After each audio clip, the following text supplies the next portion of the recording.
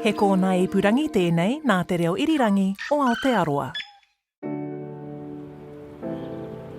I'm really excited because, I grew up fishing and hunting in these rivers, and we did see feel bouncing down the rapids in front of us, and now my kids get to see the same thing.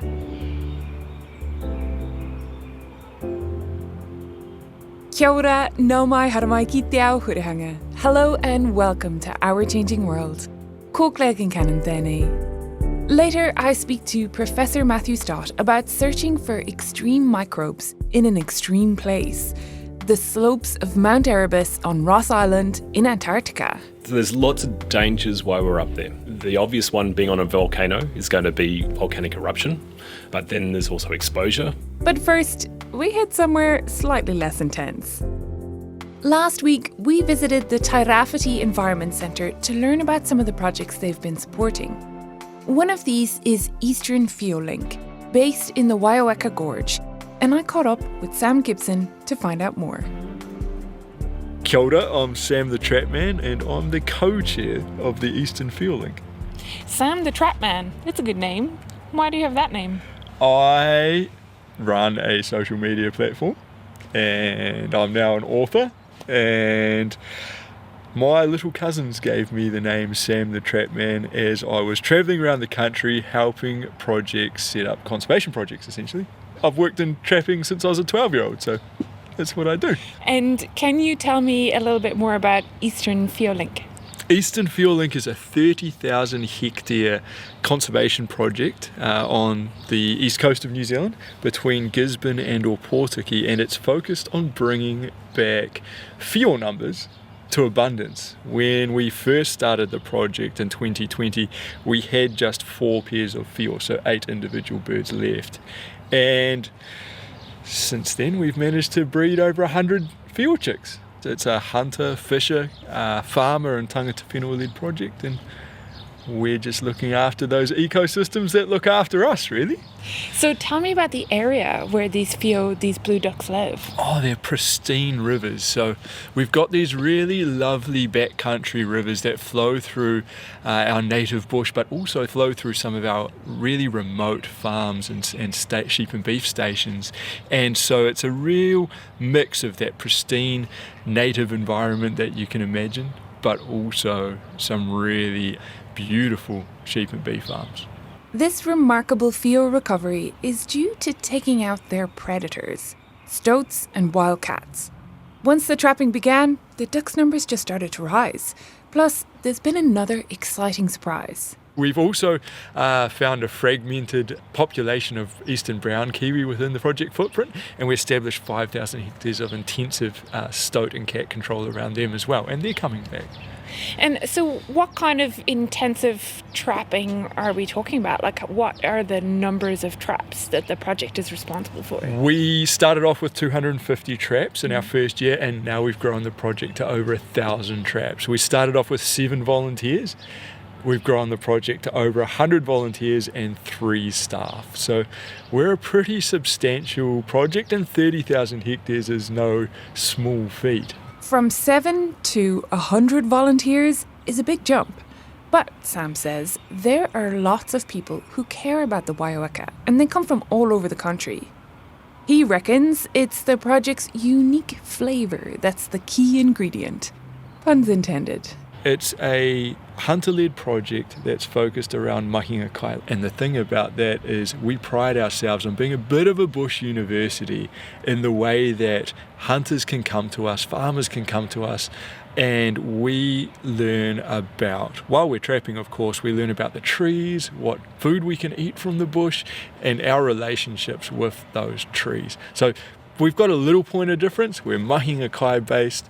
Everyone walks away with a feed of venison or trout or piko or kawawa or kariao or some of our other delicacies from the bush. Everyone has a great time hunting and fishing, and all we have to do is check some traps along the way. Sam loves spending time in the bush at any time of the year.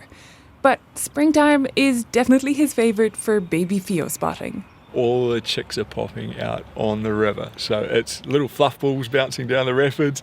It's always a great time of year when all that trapping and all of those stoats we've caught comes to fruition in chicks popping out.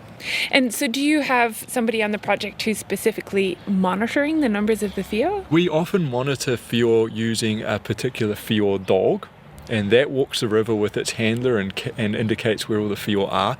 But we also use a lot of observational data. So our hunters and our fishermen are out there all the time in the rivers, and they come back with photos and GPS points of where those whio are.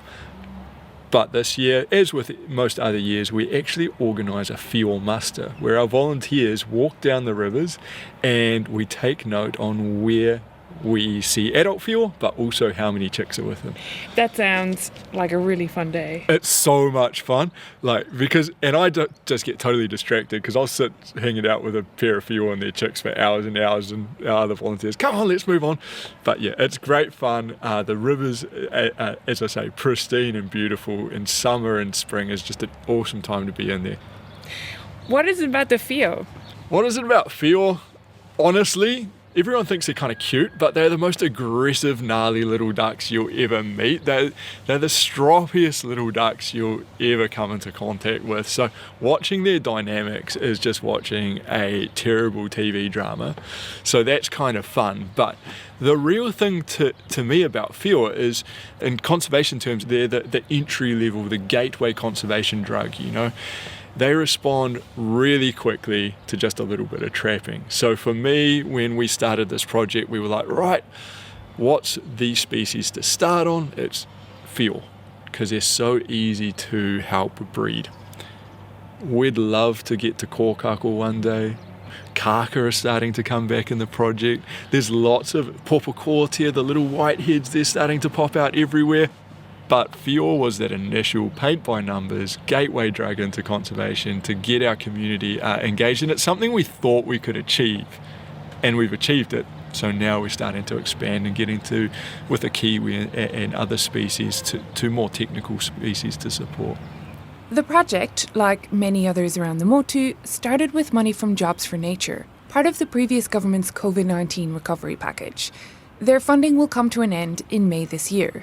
But they've been quite creative and innovative in the way that they've sourced other project funding. I think that's one thing that we do particularly well. We're one conservation project in New Zealand that does utilise a lot of international relationships. You know, we're hunter-led. There's international hunting groups such as Blood Origins that are supporting us financially, and we also utilise a bunch of business relationships. But we also were the first project off the rank when it came to biodiversity credits in New Zealand. A biodiversity credit is kind of like a carbon credit in that people or businesses can buy a credit to support conservation projects. In July 2023, the previous government consulted on establishing a New Zealand biodiversity credit system. And it seems like it might be part of the plan for the current government too. A Ministry for the Environment spokesperson said that the ministry's been directed to investigate options for a biodiversity credit system to help make it accessible to landowners and trusted by investors so that it can be successful. Off their own bat, Eastern Whio Link teamed up with a climate action company, RNZ, to set up theirs. So, say you're a big multinational that has a commitment to your customers that part of your profits will go towards helping nature. Well, then you could buy a $200 whio biodiversity credit. The credit itself represents a trap, which is 100 metres of river, 100 metres of whio habitat, and the $50 maintenance credit is the credit which represents luring and gassing that trap for a year afterwards. So business can purchase, say, $2,000 of credit, and that $2,000 will allow you to purchase a kilometre of whio habitat, and that whio habitat we will feed back through the biodiversity credit on the success of those whio as well. And it's a scheme that's been working for them. We've had folks like EcoStore victory knives come on board. We've had a whole really diverse group of supporters through the biodiversity credits, but one of the things I really like about them is it allows us to access international business dollars to support New Zealand conservation. So those international fashion houses, it's just incredible that European fashion houses are happy to support us hunters out there looking after these ecosystems. Even with this, things are a bit tight right now. But Sam Gibson's big plans are still in mind. In this current funding environment, it is a case of keep on keeping on. We're looking to employ a project manager to continue the work that we're doing with volunteers. Jobs for Nature is coming to the end, and funding in the conservation space is tough right now. But our long-term goal is to set up a second and a third project up the coast and really work on building that network and that interconnectedness of fjord populations from Te Urewera right up to the East Cape. And we're starting to see fjords spilling out of our Waioeka project, so it seems natural to start up second and third projects to allow those birds that do spill over to spill over into rivers that are protected and therefore grow new and additional populations.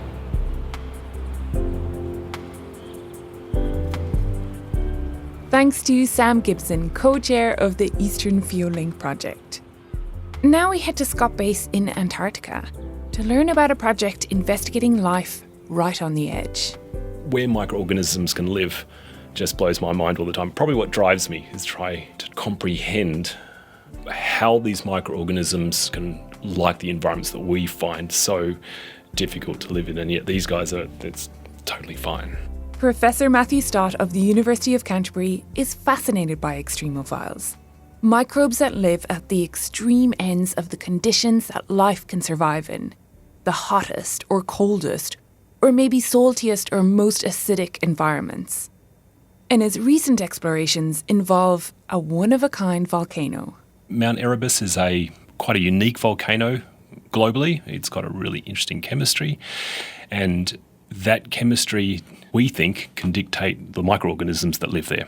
And so we think that the microbial communities and the microbial life that lives on Mount Erebus is unique globally. And so our job here is to come and find those unique microorganisms and work out how they're different to the rest of life as we know it. Can you talk to me a little bit more about Erebus? So this is your field site where you're going to be working and looking for these microbes, but it's also an active volcano. It is. So Mount Erebus is a phonolite-based volcano, so it's got a really interesting lava, and that lava, as far as I know, is globally unique. There is no other active volcano like Mount Erebus in the world. So that's in terms of the chemistry? Yeah, it's the chemistry, yeah. And it's got a lava lake, so there's a bubbling lava lake that's always there. It's about 3,800 metres tall. On the flanks of Mount Erebus, there are 3 or 4 geothermally heated soils, a bit like in Rotorua, similar kind of idea, where the gases from the lava that's venting, the lava dewaters and releases steam, and that steam is full of interesting chemicals, and that moves up through the rock and it comes to the surface, and that on that surface you have a bunch of goodies like hydrogen, carbon dioxide, and the microorganisms we think live on those off gases on the side of Mount Erebus. And so there are 3 or 4 little areas, and we think that's where these microorganisms live. I mean, it's just the wildest place to find life, right? Because it's frozen on the outside and then boiling hot on the inside. Yeah, it is actually a really interesting place to do research. The outside temperature can be minus 30, minus 40 degrees Celsius, and the soil can be up, we measured a couple of days ago, up to 67 degrees Celsius. If you think about the difference there, that's just on 100 degrees difference between the surface soil temperature and 2 centimetres above the soil, which is minus 40, which is, it's a crazy place for microorganisms and pretty well researchers to go to too, frankly. Yeah. It's quite nuts to go there with cold weather gear on, trying to sample hot microorganisms. It doesn't quite make sense in your brain. Plus, the scenery is nuts. Patches of dark-coloured volcanic soil where the warmth has melted any ice, contrasting with the white snow covering the rest of the mountain. And ice fumaroles, large, weird ice chimney things that can get up to 40 metres high, which form when water vapour leaks out of the porous rocks and freezes. When you fly up there in a helicopter and you see this steam coming out of not only the main crater where the lava is, but you see these little ice chimneys everywhere, it's pretty special. This latest project is part of a long-running effort to understand the microbes of Mount Erebus, something that Professor Craig Carey of the University of Waikato was involved in for quite some time. Craig was an experienced Antarctic researcher and a key part of the team on this current project. But he unexpectedly passed away in February 2024. Craig Carey's one of the most inspirational scientists that I know, and he's really big down here in Antarctica, and a lot of people are pretty sad that he passed away. But hopefully we do him good here and actually get a good result out of this project. Because of the work of Craig and others, this team already knew that there were microbes to be found on Erebus. But also, there's a rule of thumb about microbiology that's part of what they're exploring here. If an environment is identical globally, then you should have the same microorganisms and the same microbial communities inhabiting those two ecosystems. So if you have a hot spring in Yellowstone National Park and a hot spring in Rotorua, and they are exactly the same physical and chemical conditions, then you should have the same life. Microorganisms don't have this geographical barrier, a bit like kiwis can't swim, so you don't find kiwis in Australia or kakapo in Australia. They can't swim, they can't fly, they can't get across to Australia. Microorganisms just don't have those barriers. They can move through the air columns, they can move through groundwater, they can move across oceans. And so these chemical conditions are really unique. Are we likely to get different microorganisms in there because they don't represent anything else on Earth? Have microorganisms moved from past the roaring 40s and the roaring 50s and managed to colonise what is a really remote island? And if not, have these microorganisms evolved independently of the rest of the world? And we think probably there's a little bit of both. To investigate this, you need to get your hands on the microbes, and you need to figure out how you can grow them so you can study them in the lab. So step one is get onto the slopes of Mount Erebus, where the microbes are. And obviously, this is not something you just wake up one morning and decide you want to do. There's been a lot of planning to make this project happen. And the training is still ongoing, with the field guides assigned to the team by Antarctica New Zealand.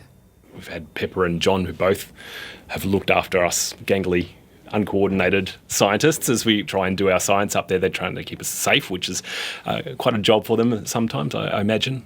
And then today, because we are moving up a slope to get to a particular feature called side crater, Pepper took us up and got us to practice our self-arresting, which is basically if we fall on the ground, we would start sliding downhill. And so can we use an ice axe in order to stop us from sliding all the way down the hill? And so we walked up Crater Hill up here on just above Scott Base, and we found a little bit of ice and a little bit of rock, and we fell on the ground and used ice axes to stop us falling down the hill.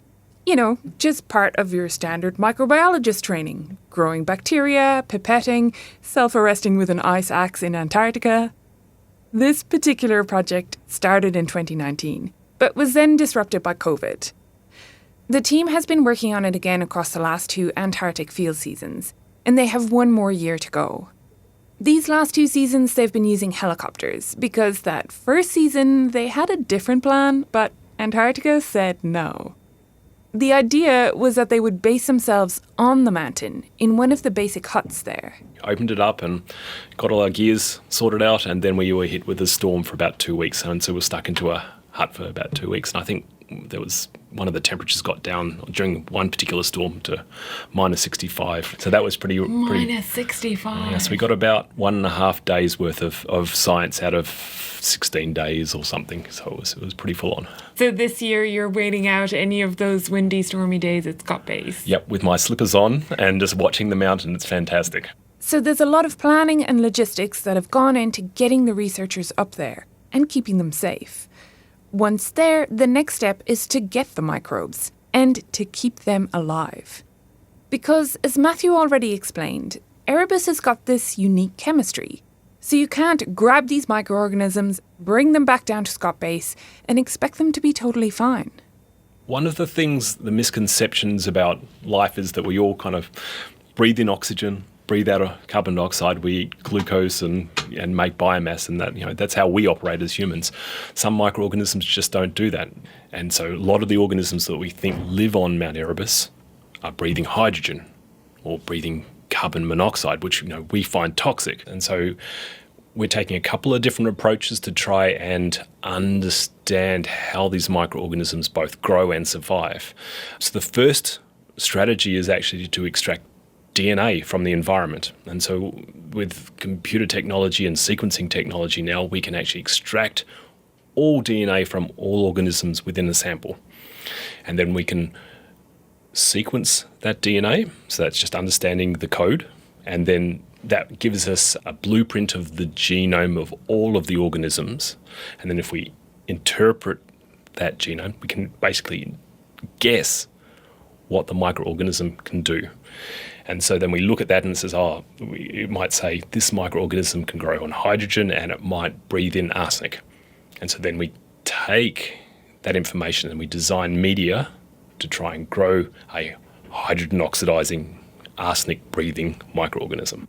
They'll try to recreate what the mountain is like, but you can't perfectly recreate what it's like up there. So they're also trying something different.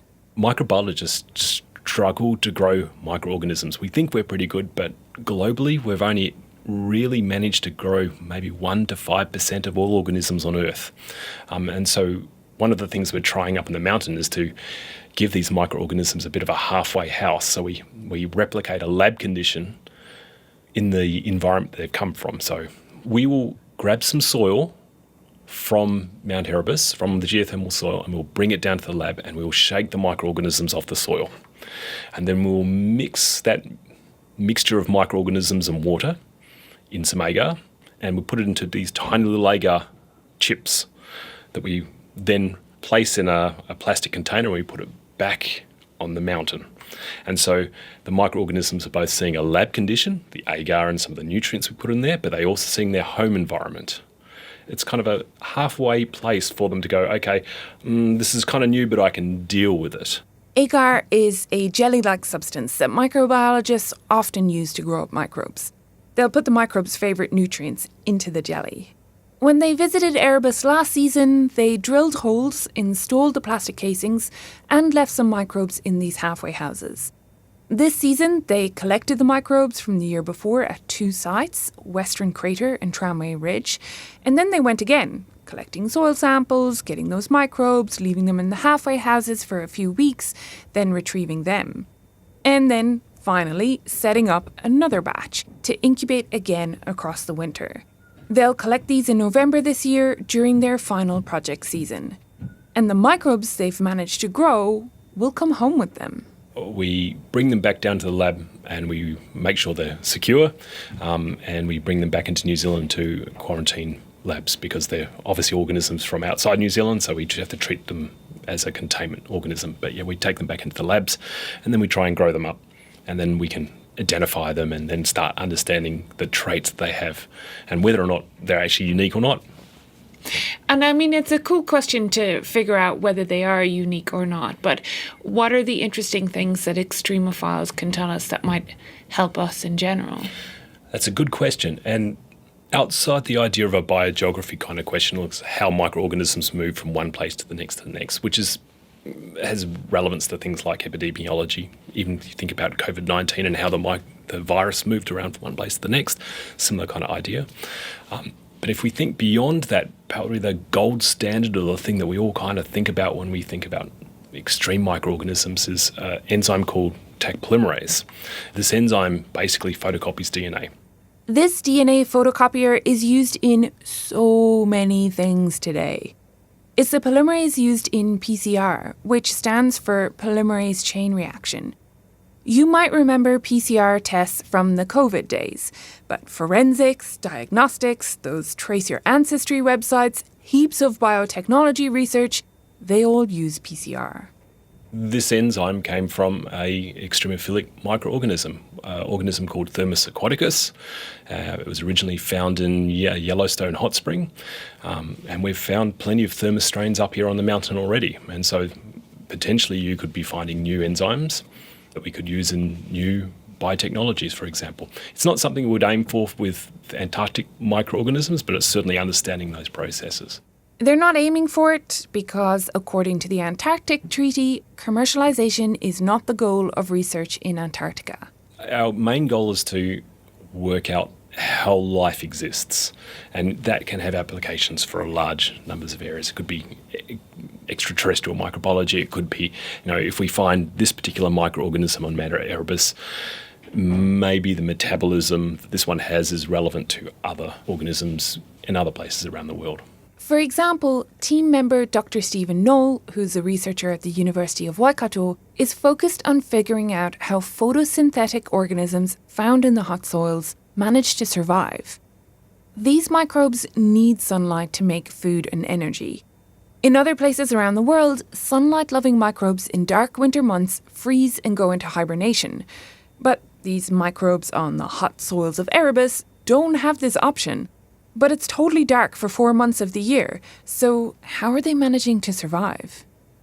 The team will be back this year for their final season to recover the halfway houses that they've loaded up, hopefully full of microbes. And then we'll pull the casing out and just clean the mountain up just to make sure that, leave only footprints kind of idea, and hopefully have some big discoveries. Fingers crossed. Thanks to Professor Matthew Stott of the University of Canterbury.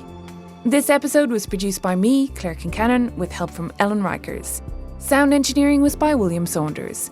Visit rnz.co.nz/OCW to learn more about both projects and to see some amazing photos from the slopes of Mount Erebus. Tēnā koe I whakarongo mai. Thanks so much for listening. I'm Claire Concannon. Have a great week. Kia pai te wiki.